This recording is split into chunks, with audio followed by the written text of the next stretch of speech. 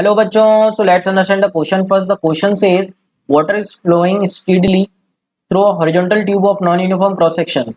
If the pressure of the water is इतना, cross section is इतना and velocity flow इतना 2 metre पर second. What is the pressure at the point where cross section reduces to 0.01? So बच्चों सबसे पहले हम situation को समझते हैं कि सिचुएशन क्या कहना चाह रही है हमसे. तो यहाँ पे डायग्राम बनाना पड़ेगा हमको. एक horizontal tube non uniform cross section area का दे रखा है. तो क्रॉस सेक्शन एरिया जहां पर बच्चों हमारा पॉइंट इस तरीके से हम ले लेते हैं. ये हमारा क्रॉस सेक्शन एरिया है इस पॉइंट का. Date is given to us 0.02. और इस पॉइंट पे बच्चों हमको बोला है कि प्रेशर जो है वो प्रेशर कितना दे रखा है इस पॉइंट पे 4 × 10⁴ और स्पीड दे रखी है पानी की 2 मीटर पर सेकेंड.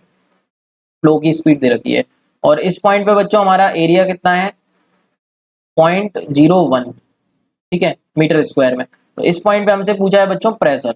इस पॉइंट पे प्रेशर कितना रहा होगा फ्लूइड का. सो बच्चों यहाँ पर हम सबसे पहले तो इक्वेशन यूज कर सकते हैं कंटिन्यूटी इक्वेशन. कंटिन्यूटी इक्वेशन हम इन दो पॉइंट्स के बीच में यूज कर लेते हैं ए से बी तक.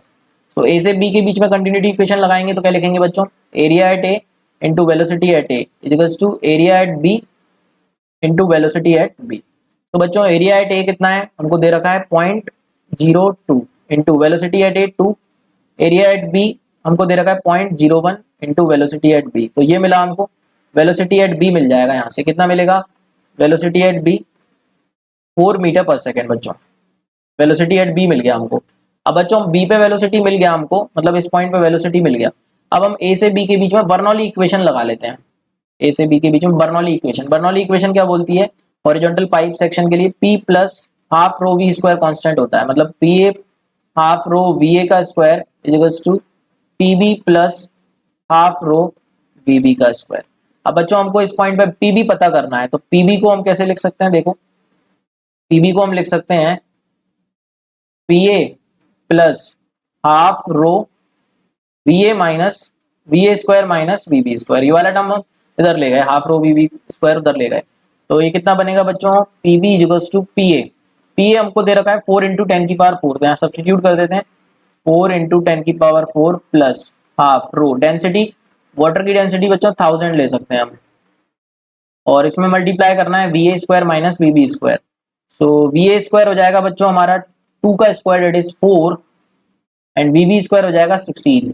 तो 4 - 16 इज -12 बच्चों.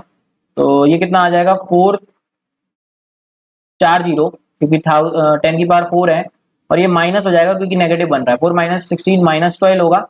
तो यहाँ -12,000/2. तो ये बना बच्चों 6000 और ये बना 40,000. तो 40,000 में से 6000 गए तो ये बनेगा 34,000. तो इसको लिख सकते हैं 3.4 × 10⁴ in Newton per meter square, which is given in second option. So second option is absolutely right answer बच्चों. I hope you got the answer. Thank you so much and all the very best.